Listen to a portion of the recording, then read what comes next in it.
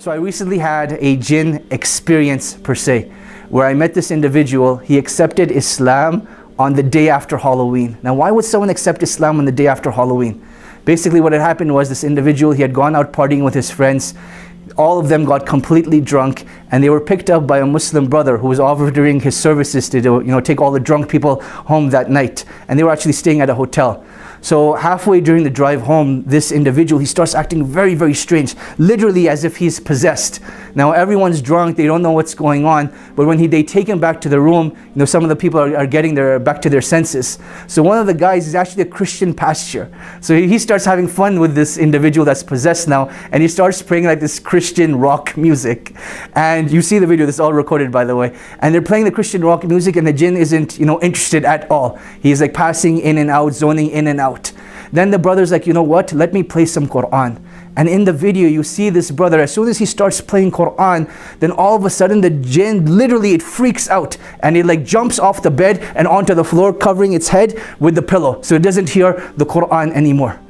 Now the next morning when this brother, now he's our brother, he gained his consciousness, and they showed him this video.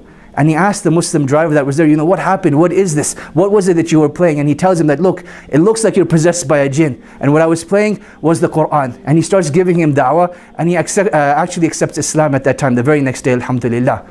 So now the story continues.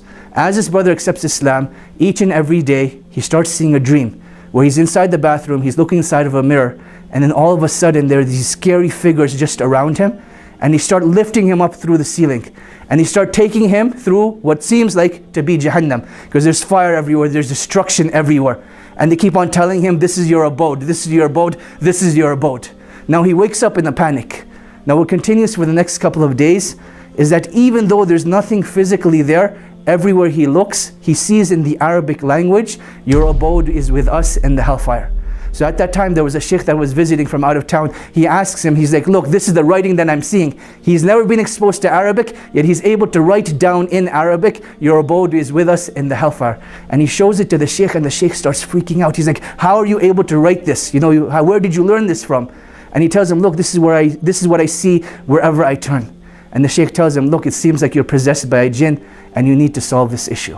Now this concept of being possessed by a jinn, a lot of people fear it, and a lot of people may even actually suffer from this. So the question arises, how do we deal with this? If you're affected by jinn, you're affected by black magic, what do you do?